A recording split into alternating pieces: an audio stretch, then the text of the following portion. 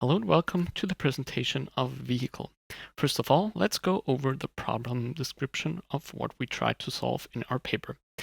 We moved in the area of conflict research. More precisely, we considered the conflict events which took place in Africa over the past 20 years. Conflict events here can be either, for example, nonviolent events like demonstrations, or also violent events like bombings or violent attacks. So if such events take place, they're usually recorded by or reported on by newspaper agencies or newswire.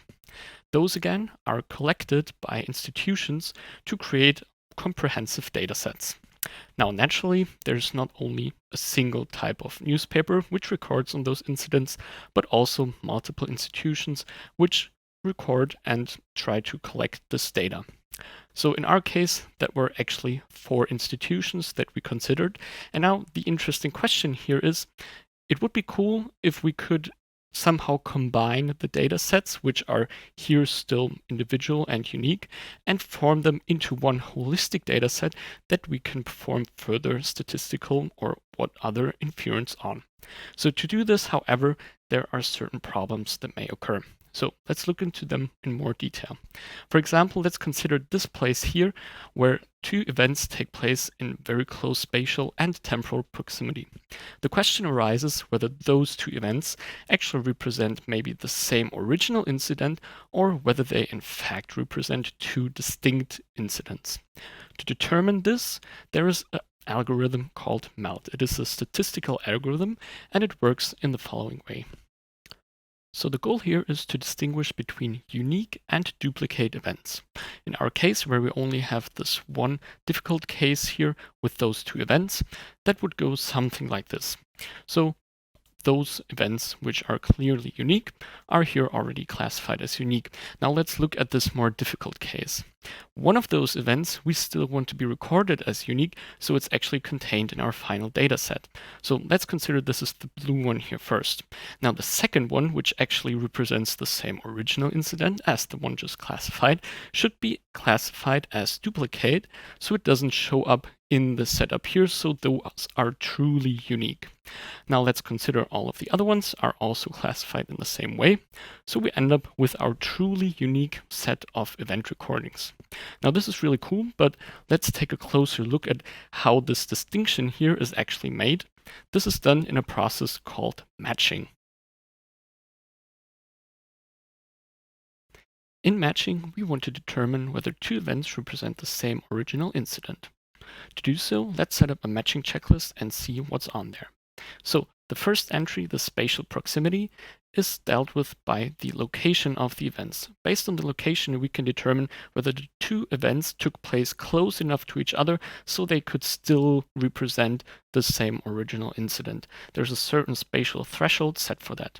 So once this is clear, we also have the date here of those events, and with that we can determine whether they took place close enough to each other so they could possibly still represent the same original incident.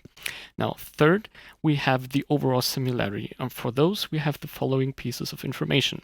One is the actor, so maybe was the event performed by, for example, a violent political group. Then we have the type. Was it, for example, a non-violent event like a protest or demonstration? And then we have the precision at which the event was recorded. Now, to look at how the overall similarity here is determined based on those 3 pieces of information, let's look at the event type for an example. And here, in this example, let's consider the event 1 to be of type protest and event 2 to be of type territorial dispute. Now, to deal with these pieces of information, we classify them first. So protest would, on the lowest level of a certain hierarchical taxonomy, be classified as a protest demonstration, and the territorial dispute also just as a territorial dispute. Now, one level higher, we have the protest as a nonviolent display and the territorial dispute as a nonviolent possession. One level higher each, they both have the parent nonviolent action, and above that, those are both considered nonviolent events, and this entire subtree here is in the tree of the event type taxonomy. The other tree, which is relevant here in the event type, is the violent events, and those actually branch up a lot more than this subtree here, but for the explanation, this suffices for now. So now, let's classify those two events here in this tree, and then we see that the first common ancestor node that they have is non-violent action. Now, what does this mean for our similarity? The similarity depends on how deep into the tree two events have their first common ancestor node. So here, those two events would be probably of mediocre similarity. Now, this is not only done for the event type taxonomy, but what we've seen before as well, the precision and the actor, which both have their taxonomies on their own. So with the similarity based on those three taxonomy, we can calculate the overall similarity, and this way we can determine whether the events represent the same original incident or not. Now, this all seems kind of complex already, so this also brings us to our problem, because so far only rudimentary techniques have been used to actually validate whether the results are reasonable that are produced by this algorithm. This is also important because the spatial and temporal proximity depend on input parameters like the spatial and the temporal threshold. So our question that we were confronted with in our work is, how can we actually validate and explore the results of this hierarchical integration process? And that's what we want to answer in the next section.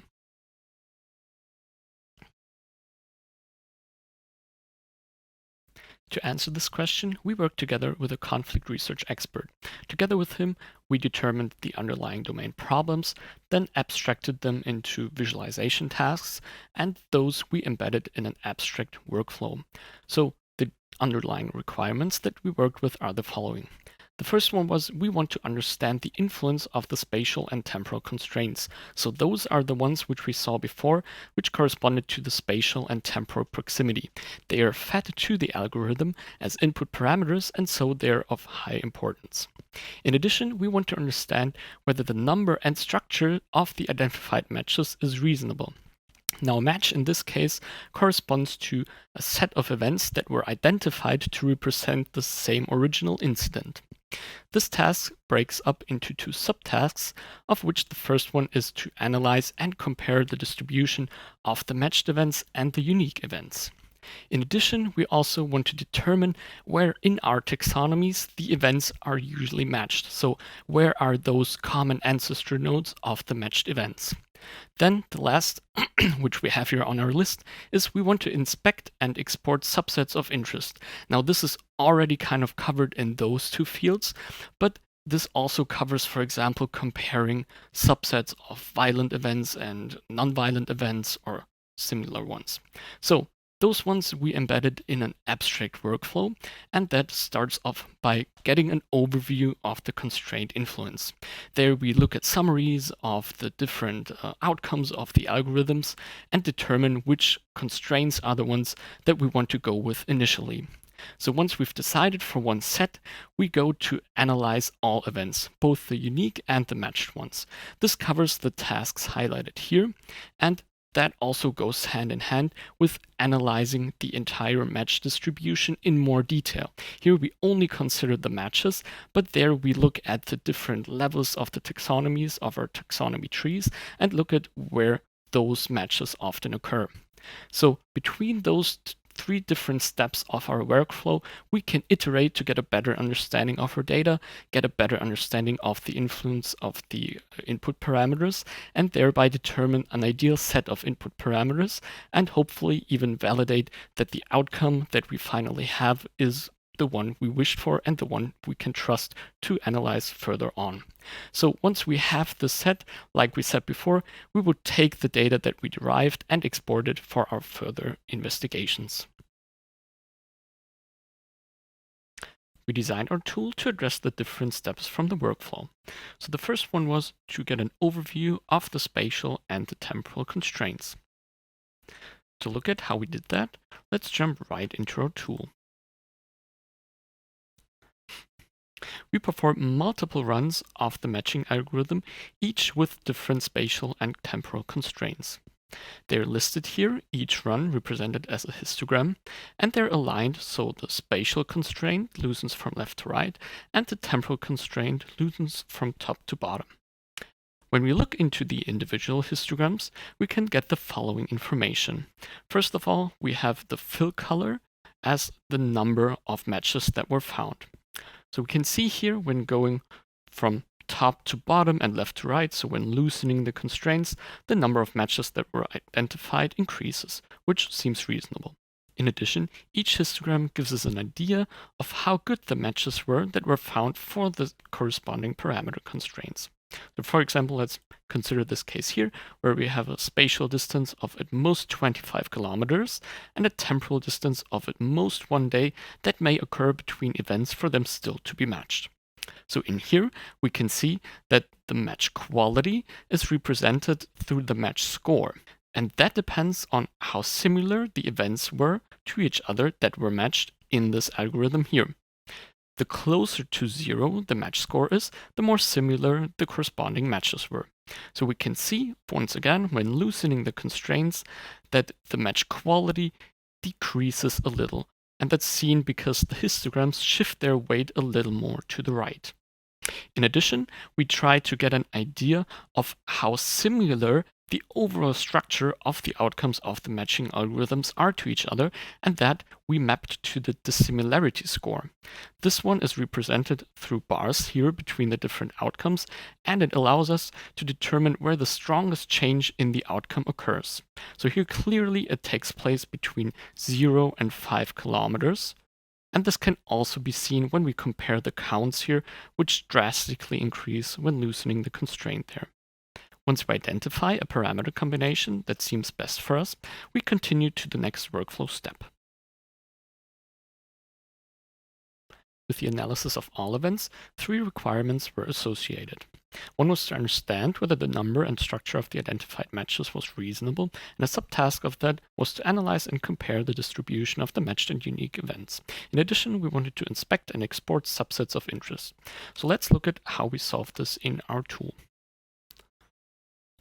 So here we have a map, a spatial temporal map, where each event is represented as a point glyph, and that is connected by a line to the timeline here on the outside to represent the date.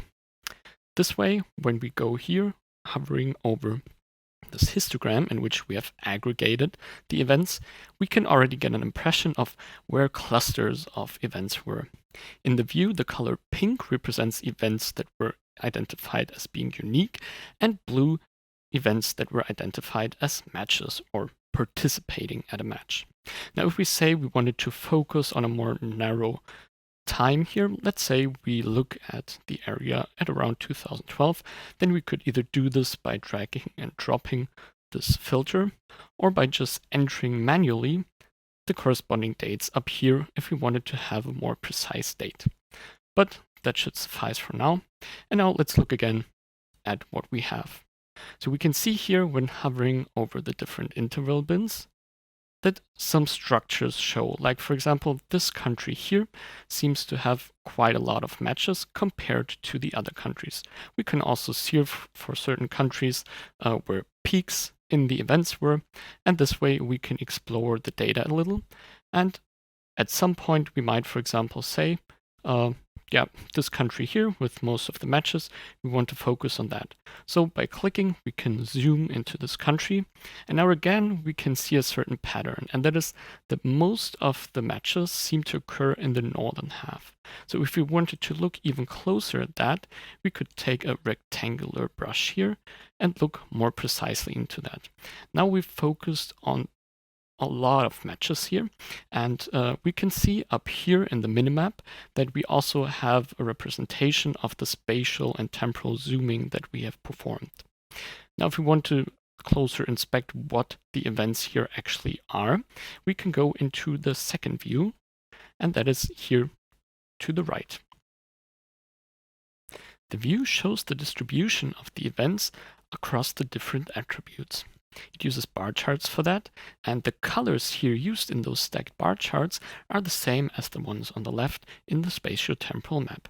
They are determined by the primary attribute here, which is the match info, and we can see that, again, like we said before, the unique ones are pink and the match ones are blue. Now, some other insights that we can already get, if we look at the dataset scat here, we can see that almost all of its events are matched.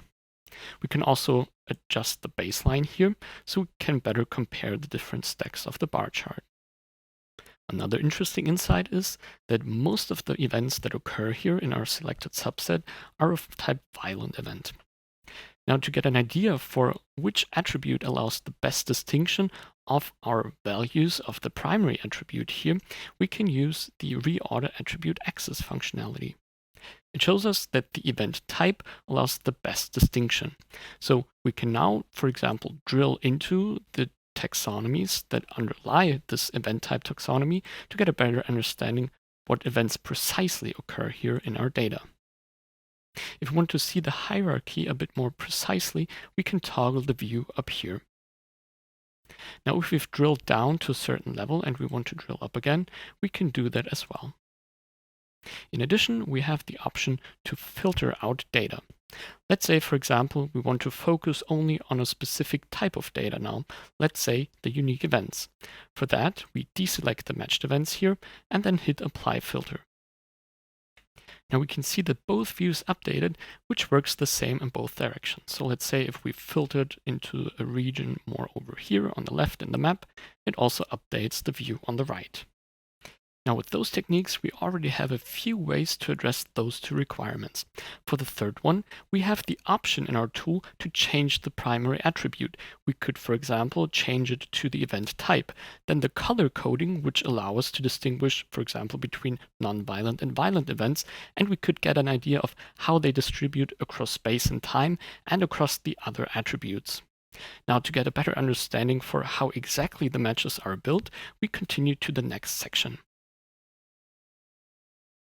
To analyze the match distribution more deeply, we again want to understand the structure of it, but this time by looking deeper into the taxonomies. And in addition, we also again want to inspect subsets. So how we did this in our tool is the following. So to the left again, we see a temporal and spatiotemporal map like we saw it before. Here we can see the distribution across space and time of the matches. We can see there are certain focus points here. To the right, we see a graph-like structure which shows us on which levels in the different taxonomy trees the events were usually matched together.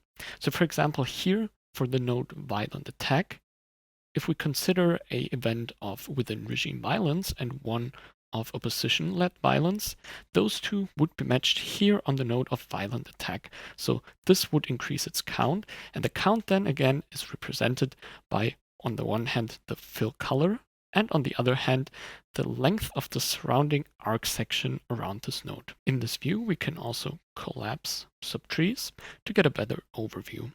Now, for example, we could also filter out certain parts of a tree. Let's say we want to focus on the non-violent events, the tree which we also know from before. If we deselect the violent events and hit Apply Filter, then we see that the corresponding events involved with violence are removed. To better compare different filtering steps, we employ so-called loss and gain arcs to indicate where matches were lost or gained over a previous filtering step. In this case, only matches were lost, which is indicated by a number of red arcs here. Now, if a node actually gained matches over the previous filtering step, for example, by undoing a filtering, then the corresponding section would be colored green. Now, as we've seen all of the components that feed into our system, we can now look into what were the insights from our work and what we can take away from it. To sum up, the final tool with all the components in place looks like this. In the top left, we have our parameter overview. To the left, we have our spatiotemporal map. And to the right, we can either analyze matches only or all events together, depending on the analysis scope. The scope can be set up here, and we can export our data up there. In addition, we can undo and redo certain filtering steps up here. To evaluate the tool, we had 5 sessions with 5 conflict research experts. Each of the sessions lasted up to 90 minutes, and in the sessions we first explained the tool to them, and afterwards they had the option to explore it on their own if necessary with our assistance. Afterwards, they filled out a questionnaire consisting of 5-point Likert scale questions. They rated the different components and how well they liked the tool overall. So, for the parameter overview here on the top, we can see that the feedback regarding visualization and interaction was pretty good. Even better, it was for the spatiotemporal map. However, for the overview of all events, we see that there were some struggles with that view. And then for the match view, again, the feedback was pretty positive. So overall, we can say that the 2 radial views were accepted best, with the spatiotemporal map leading, then followed by the parameter overview, and then by the bar chart view. In addition, all experts strongly agreed that the linking between the different components was well done, and that they would want to use the tool in the future once it's finally released. Some of the qualitative feedback of the experts include that they liked how the tool could be used for robustness checks and that it provides a much deeper look into the integrated data. In addition, terms they used to describe the tool were such as interesting, intuitive, and straightforward. However, on the other hand, they also said that it should not be more complex, as you have to think a little about how to interpret the information. This also reflected in the feedback for the bar chart view from the questionnaire. In addition, some would have liked to see a few more details here and there. Summing up, we can say that we have developed a tool that allows analysts to validate and explore the hierarchical integration of conflict event data, while the tool, due to its complexity, should be considered an expert tool. Thank you very much for your attention.